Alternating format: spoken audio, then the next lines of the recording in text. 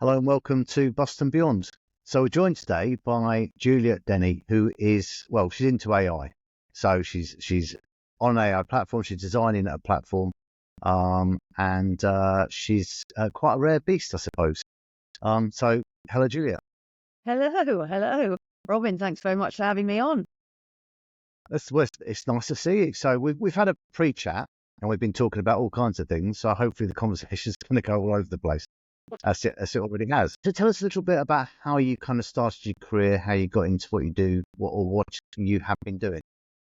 Yeah, so I think I was quite lucky. I came out of university, 30 years ago type thing. And I was working in a pub at the time during the university holidays, and I met a guy there who ran a box software company.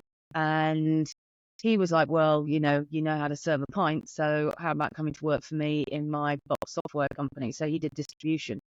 Um, and my undergraduate was in marketing, and I said, yeah, but I really want to sell. That was basically my thing. I just really wanted to sell because I wanted to get some money because, we weren't a rich family and it was, I was just sick and tired of being poor. So I wanted to earn chunks as opposed to sort of like a steady kind of salary. And he was like, do you really want to come on the sales floor? So this was like back in the day when people used to smoke and everyone was on the phones. So, I was like, no, Paul, that's what I want to do. So first day, walked onto the sales floor. There's got to be 80 dudes there. Everybody's smoking. They got two phones on either side of going like that. And I was like, this girl turned up, all prim and proper. I was like, oh my God. But I loved it. Whoa, I loved it. So it was a time when kind of the market was just opening up, and traditionally Gem had already always sold into the UK. But they started getting a lot of international, inbound inquiries, and also, just opportunities to sell, internationally. And because I'd lived, so I was born in the Far East, I was born in Tokyo and then lived in Singapore and Malaysia. I was like, look, let me deal with all of this. And the guys didn't really want to do it. So we ended up starting export department for Gem, and it was fantastic. I mean, I just loved every single second of it. Very successful, earned some good money. And that was really what established me in the software business. So I knew that I was not going to go anywhere. Anyway, I earned a bit of money and then decided I wanted to go to Bolivia because that's where Paddington Bear lives. And he likes marmalade and I like marmalade. And so I was like, right, I don't know anyone who's gone to Bolivia. Let's go to Bolivia. So I went to, gave up the job, went to Bolivia. And while I was in Bolivia, I ended up meeting my husband. So it all happened very quickly. We met and married, within 5 months, I think. We got engaged after. So he was actually English, and he was living in Argentina. So we came back to the UK, got married, and then he decided he was going to go to Harvard Business School. So he got into Harvard Business School and we went to, and during that time, I was lucky enough. So I was working.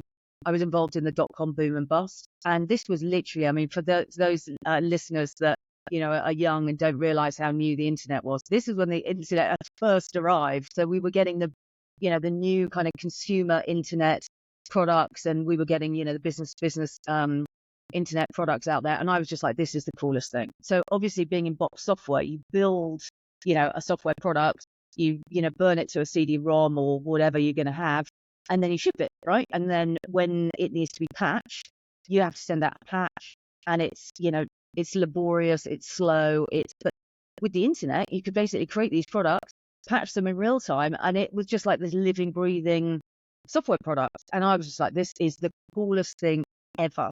So I arrived and did the kind of boom and bust. I mean, literally. So I was like employee number 300 of this company called Fair Market that was later bought by eBay.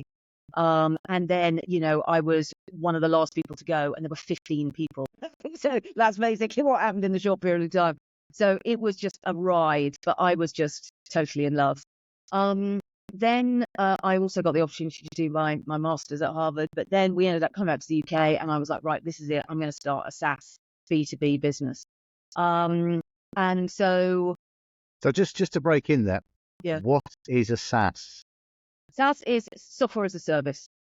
Right. So software. So if you think about Salesforce, or you think about that, is software as a service. So basically, it's taking a process. So in the idea of Salesforce, you're managing the sales process. That's what you do.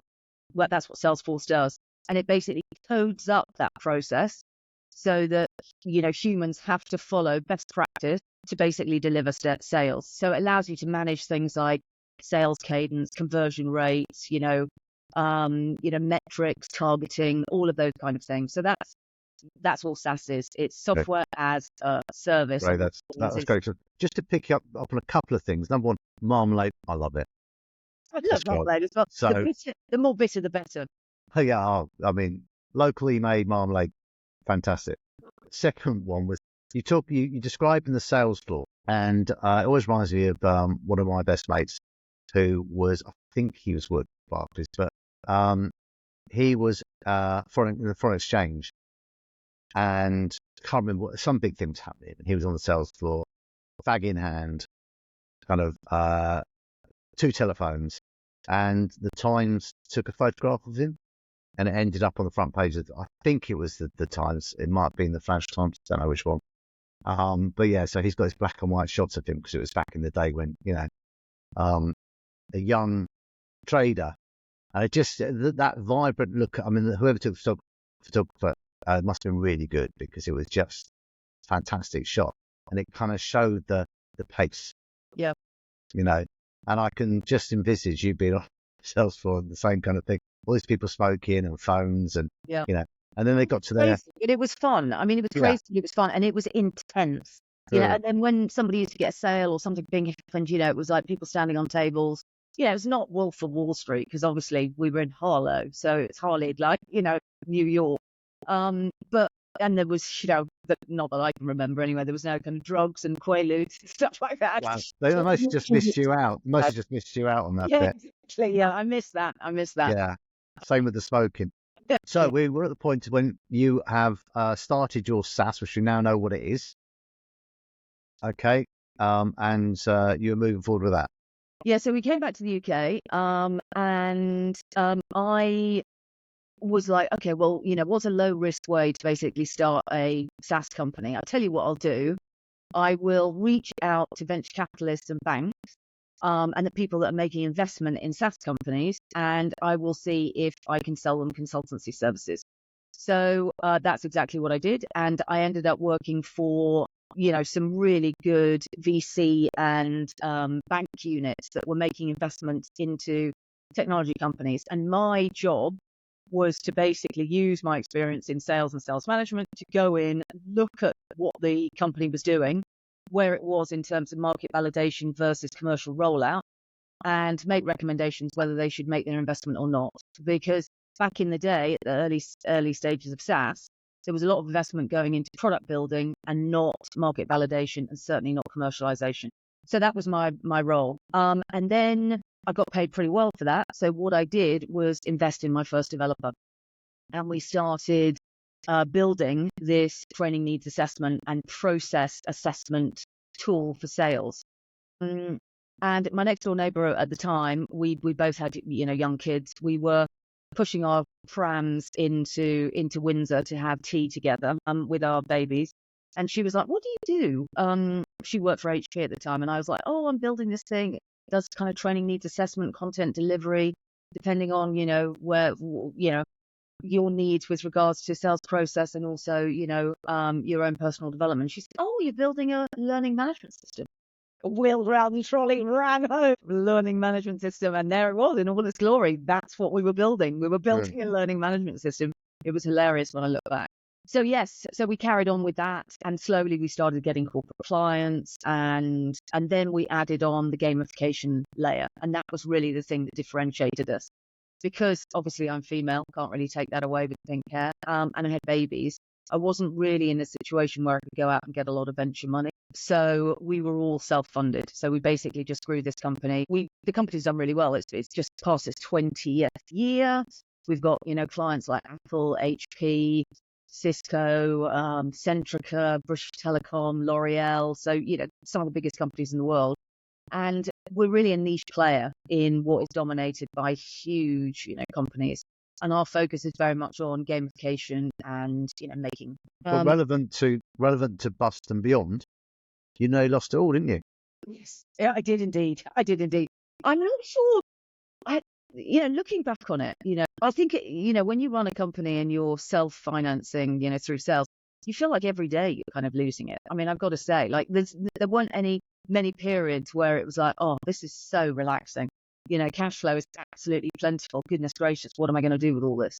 And I don't know whether that's just me, in terms of I always wanted to kind of build and bolt on and, employ more people and kind of make the company bigger.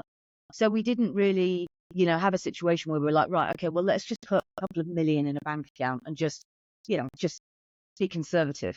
There was never that vibe at all. I think it's a big problem with companies, and I see it all the time.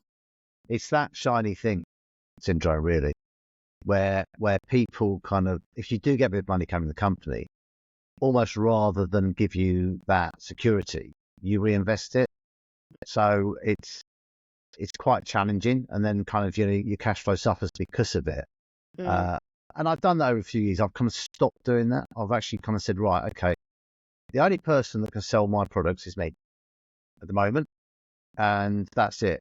Forget everyone else coming in and trying to give me a silver bullet to sell my products. And I've got to understand what people want. I've got to speak to them face to face or on the phone or whatever, and it kind of works that way. Yeah, I mean, I think it's interesting, isn't it? Because when you're in a kind of high growth field, the CAGR of the learning tech industry was like 30% and then dropped down to 24%. So there was this kind of understanding that basically if you weren't growing at that rate, then... So yeah, I think we've just felt under enormous pressure, and also the size of clients that we had. That was another thing. They expected us to be getting other bigger clients to give them a certain amount of confidence. But hindsight is a wonderful thing. Would I've done? I mean, but the big, when we when we were full. Well, I mean, I put the company into liquidation to stop us being force-sold by the company that had asked us to take out a CBIL loan. So I think I think we would have had to basically restructure the way we did if it wasn't for Boost just being incredibly aggressive. So I mean, we've obviously spoken about this before, but just to help the viewers understand, the story. We were growing very successfully, and then COVID came. We got approached by a UK company, a venture debt company, who said, look, we want to give you or lend, why don't you take out a CBIL loan for £2 million? And we were like, well, we don't really need it. We've never had funding before, we don't particularly want to take on that debt. And they were like, well, it's government backed, so there's no PGs, or there's very limited PGs. Why don't you take it? So we took it and came out of COVID. We were paying the loan down, and then suddenly I got a email from one of the principals. This is after we paid about a quarter of the loan down, saying that unless I could pay them 1.5 million on Friday, which is literally 4 days after they'd emailed me. It was Tuesday to a Friday. Then they were going to force sell the company. And it is very common in venture debt to do this. Out of all the companies they offered the CBIL to, they did this to every single company. And so rather than being force sold, I basically put the company into administration. Everybody left, I should say. Everybody left first. Then I put the company into administration. And then we, all of our competitors were all over us wanting to buy, but obviously I refused to talk to anybody, nobody from the tech team. There was nobody there for anyone to talk to. So there was only one person they could sell the company back to, which was me. So, I just pulled the remaining money that I had in the world. I lost my house at the same time, but I did manage to buy Growth Engineering back. And at that point, I gave away 45% of the company to the management team because they'd been supportive through the journey. But for me, the love just completely broke me, to be honest with you. I just couldn't believe that there were such immoral people in the world.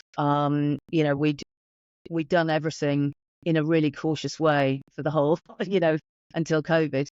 And then this government-backed CBIL came out, and we were stupid enough to take the money, and I regret it. And I don't think I would have started Iridescent. So, I went back into the business, as managing director, but I just couldn't. For me, it was just broken. And so that's when I came out and started Iridescent. So my former CFO now runs the company. He's the managing director, and I don't really have anything to do with the day-to-day business. But it's interesting, isn't it? Because I think there is not enough protection out there for business relations, particularly with lending. So, I mean, I get so many stories, and I've heard so many stories of people either been given a loan in hours, so it's kind of 30%, and got a PG attached to it. And they don't even know. They don't know what the percentage is. All they know is only 50 grand or 100 grand. I know you're talking about a lot more money, but there's no protection. There's so little protection out there for them. And they're not used to borrowing money. So they're smaller companies. And then you've got kind of one of the big banks. I won't name them because I can't remember which one it was. It was one of the two to do with Scotland, who literally made companies go bust, asset strip them because they said it was hands off because it had a separate asset stripping, and it was on purpose. And we went through that in some ways, in the fact that we were dealing with a frontline bank, and they decided to put us into special lending because our lending was above our asset ratio. So I think we went over 50% of our assets, according to them. But they also, at the same time, had a charge over a £2 million office block we owned.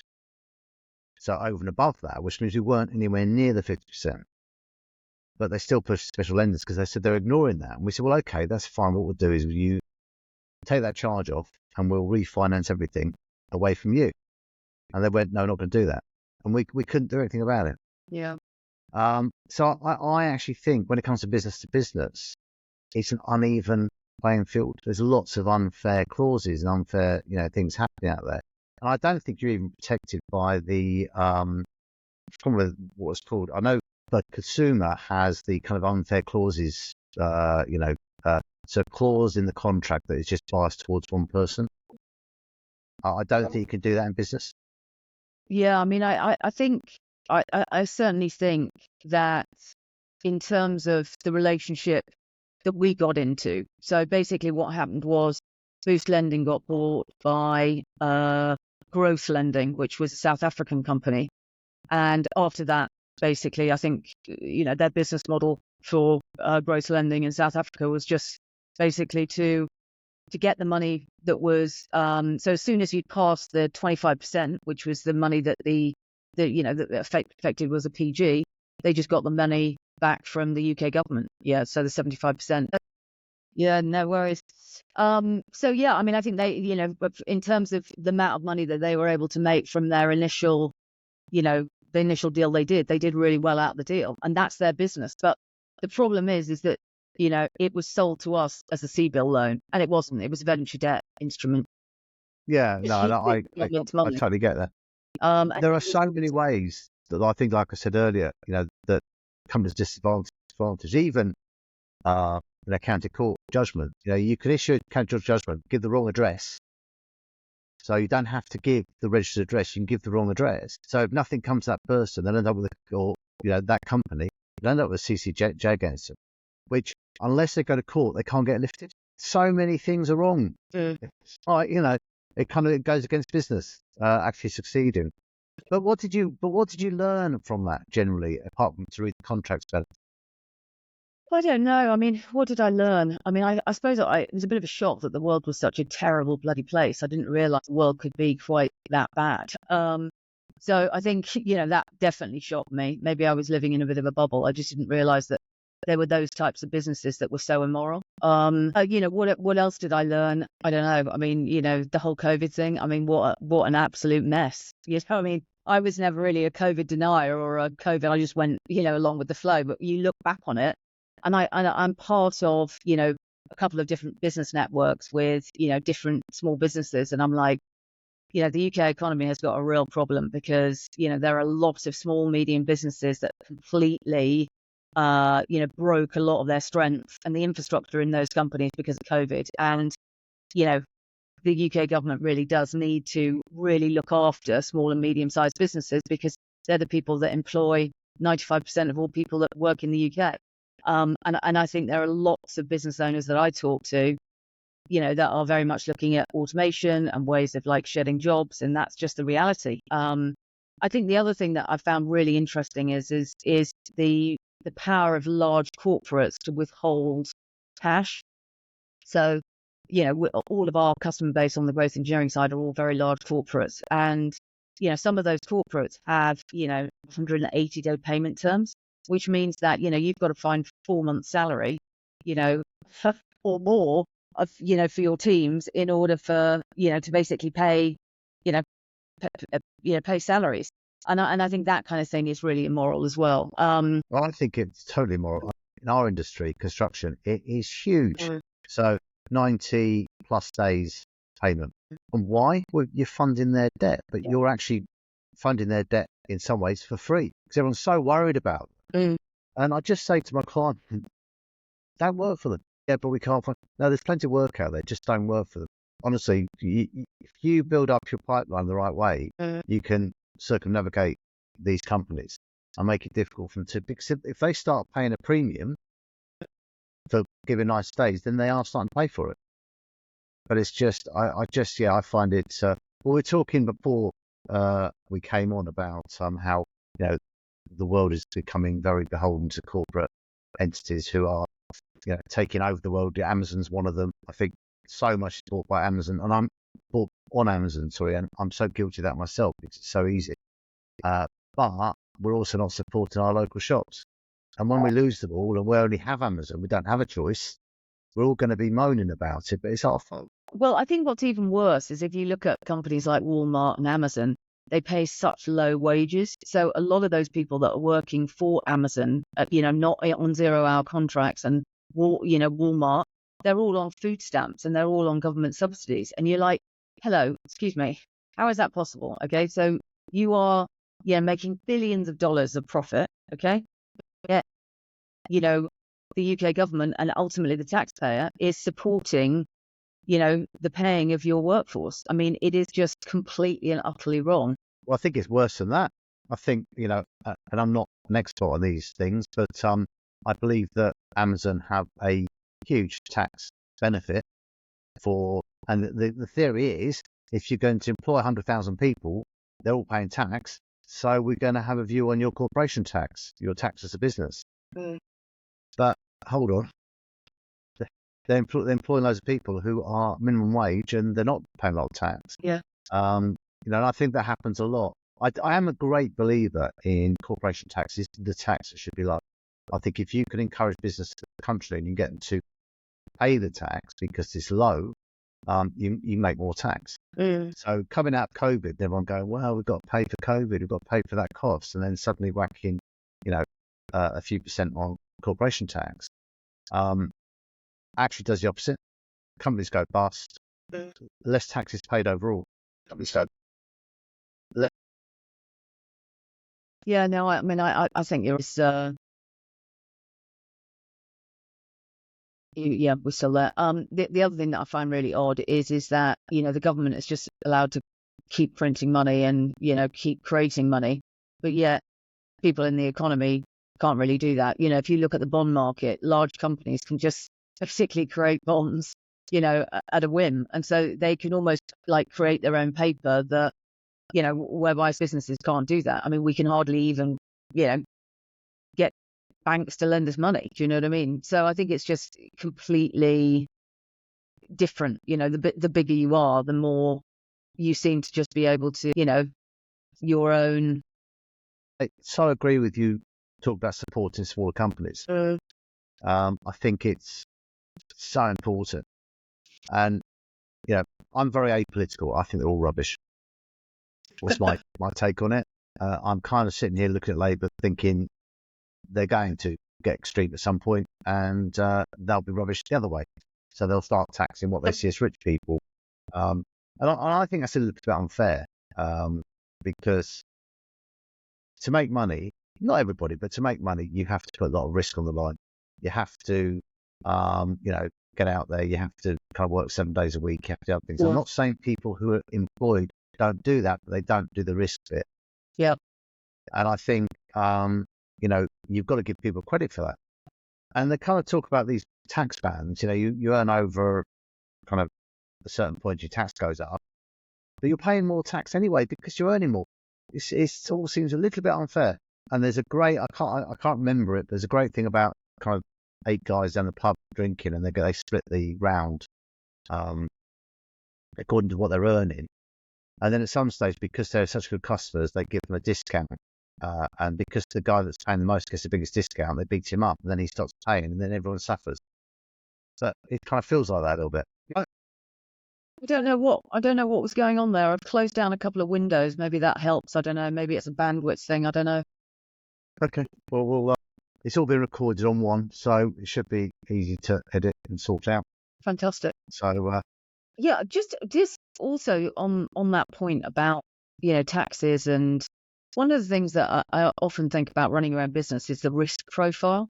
It just seems that, if you're an entrepreneur, there's not really that many benefits of actually being an entrepreneur, particularly if you look at, the responsibilities you have as a director, like in a limited company. Like and unless your company makes a lot of money, and most companies don't, I mean, that is the reality. Most entrepreneurs, stick at, between 1 and 5 people. And, the reality is that I just think that there's an awful lot of kind of, I don't know, responsibility and risk that you have as an entrepreneur that, I think goes somewhat,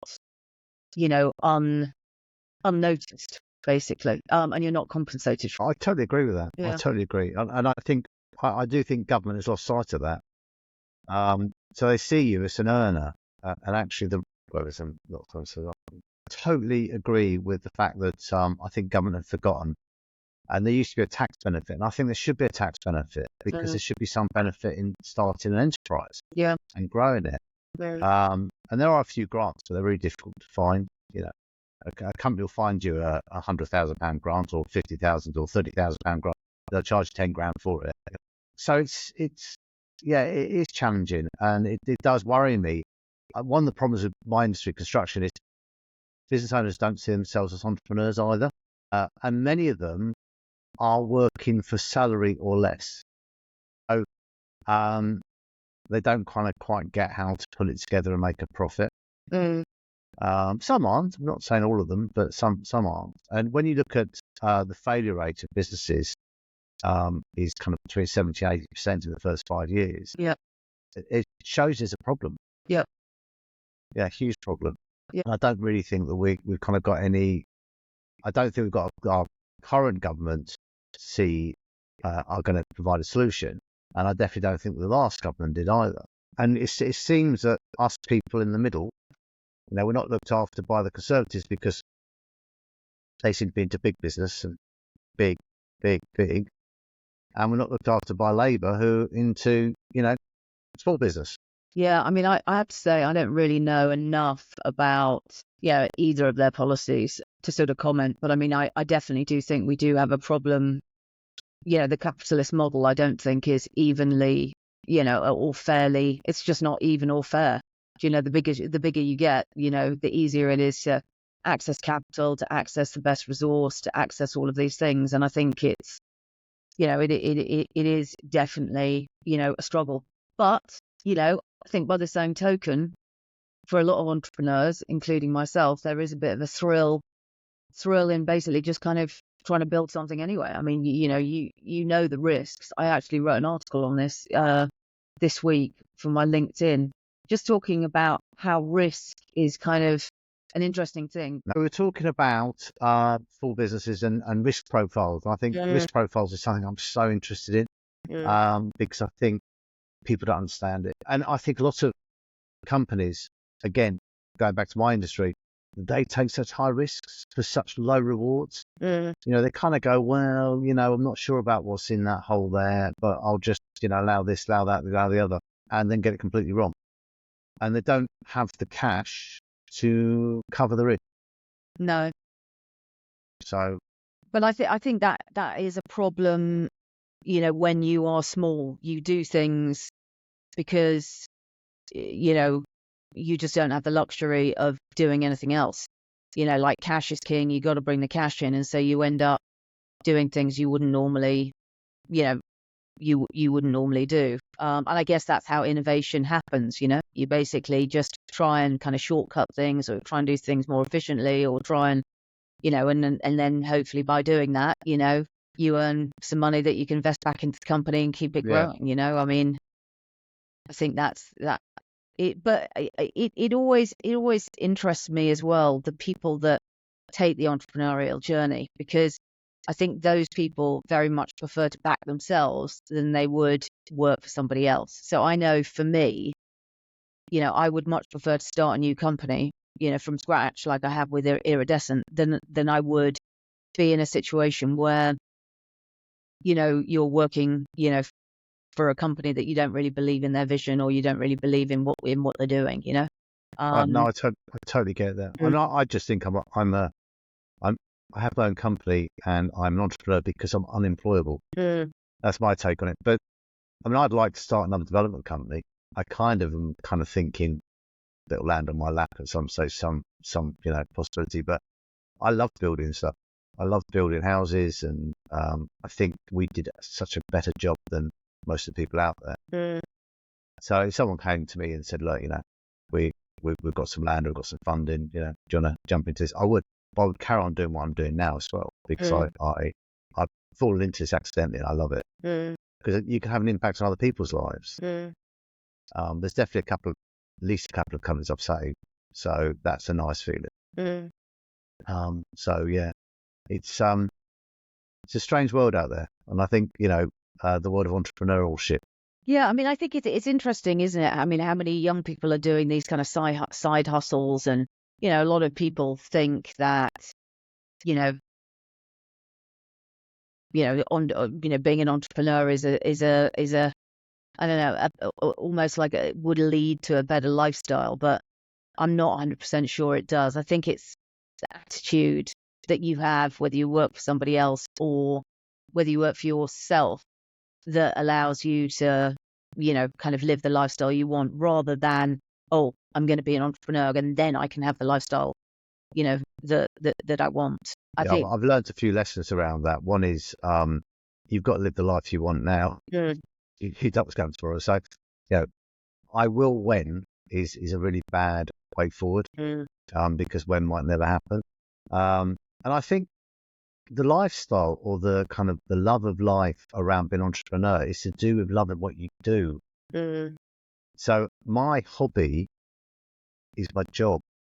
Some people might say that's really unhealthy, but I like doing what I do now, and I like tinkering away. So I kind of, and because it's so varied, it's from building funnels, used to build houses and now build funnels, to, coaching people and writing blogs and doing podcasts and stuff like that. It's all kind of stuff that 5 years ago I would have fallen over laughing off my chair if someone told me I was doing it now. But it's just something I kind of wander into my office and tinker with.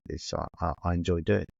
And I think that's why entrepreneurial kind of approach to life is seen as being more kind of carefree, because hopefully you're doing it because you love it.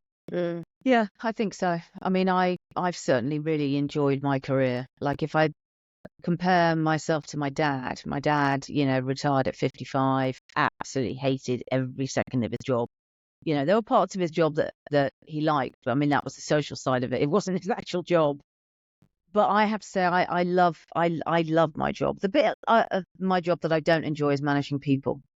The older I've got, the more I just know. When I was younger, I knew I didn't like managing people. But now I'm older, I'm like, no, I don't like managing people, and I don't want to manage people. So I need to have people within my kind of ecosystem that like managing people, because I like researching new ideas, writing blogs, basically writing product specifications, talking to customers. I just don't like managing people. I don't like mentoring people. I just don't like it. I don't like small talk. I'm very different. Yeah, I'm very different. I do. I Mm, do love manage people, but what I have become as I've got older is much more direct. right. And I think it's kind of take it or leave it. You're going to get the truth off me. I'm not going to kind of go around in circles. Um, and it doesn't work for everyone. I No, can't manage anyone. I think it's one of those things as well. I think if you're a born people pleaser, which, I am, it's a real weakness in my personality. Of course, you don't like managing people because you can't have direct conversations, as you say. It's easy to manage people if you're very direct and you know what, you're thinking. Whereas my personality is I just prefer to avoid conflict. So therefore I'm a bad, you know, people management. It's because I'm a people pleaser. Yeah, I totally get that. I totally get that. You want to tell them what they want to hear, not what Yeah. they need to hear. And I can't help And myself. I yeah, can't help it. I'm the worst. I'm like, oh, you've done such a good job. Even though in the back of my mind, I'm going, that is absolute, you know, that is just substandard and not the way, I want things to work in this company.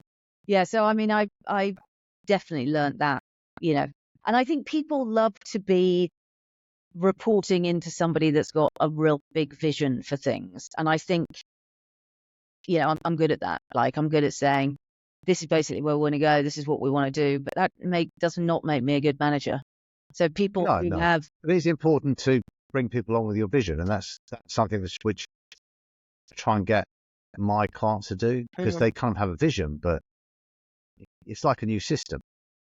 You know, you might disagree with this considering what you do, but to force someone into a system without them understanding why and being part of the plan of the system kind of makes it a lot harder. And most systems fail, most processes fail because they're not actually used. so I would agree 100%. That's a major problem in, enterprise platforms, SaaS platforms. So people are basically told they need to use it. And they're like, well, I don't want to use it. I don't want to work in that way. It doesn't Yeah. reflect the way I work. Why can't it work like this? Why can't it work like that?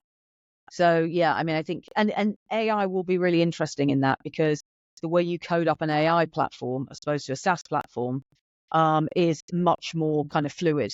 So I think we are moving towards, like conversational interfaces whereby rather than being forced into a kind of linear process that, happens within kind of SaaS, you will be able to have a more fluid conversational type interaction with a platform that will, ensure that you adhere to a process, but by the same token will give you certain flexibility that you think you've got more control over. And I think this Yeah. this is all coming with it with Yeah, I yeah. learned a lot around that when I was looking for a new software system for my construction company. And it took me a few months to realize I couldn't find something that emulated my systems. I had to adapt my systems to the software. It was a bit of a game changer, really. Mm, Simple, but once I did that, I realized, actually, this is really good and it covers everything, but it doesn't do the way I would do it. But I'm not going to find anything that does. So yeah. that was kind of quite an interesting thing. But yeah, I think AI is going to have such an impact on everyone. And I've shown a couple of people some AI, just simple, basic kind of writing letters and stuff like that, Mm, AI stuff. And they're kind of astounded and the speed and, writing an advert for a role or anything like that. It's seconds. yep. It takes seconds to do what would have taken, an hour. Yeah. And, we were talking about blogs. And I write a blog and what I do is I speak the blog first and that gets recorded. And then I put that into AI and AI comes out with something and then I change it and, adapt it. And so I can do a blog in 10 minutes. If I sit down with my spelling and start Mm, from scratch, you're talking about an hour. So, it's just changed everything. mm. Yeah, no, I agree. I mean, I think I really enjoy how creative I can be because I can get my ideas down.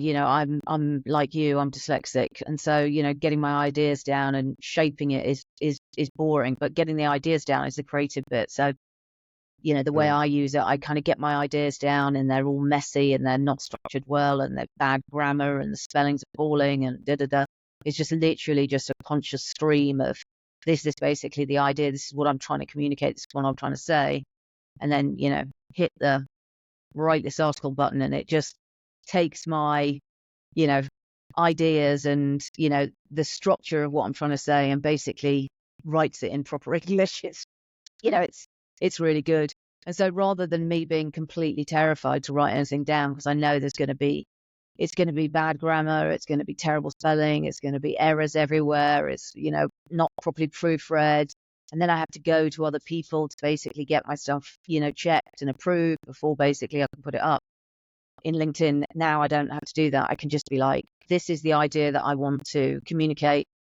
This is it in the way Juliet's brain works, and then comes out the other end, and it doesn't need to be proofread. It doesn't need to. The ideas are there. It's exactly what I wanted to say, but just with no grammar, spelling, you know, issues. So, but we're going to lose those. We're going to lose those skills, aren't we? So, you know, that's the way it's going. But there we are. Well, let's bring this to a close now. But thank you ever so much for joining me. Yeah, definitely. And let me know how I can share it and do all of that kind of stuff. I can throw it through my socials. No worries. Wonderful. Let me just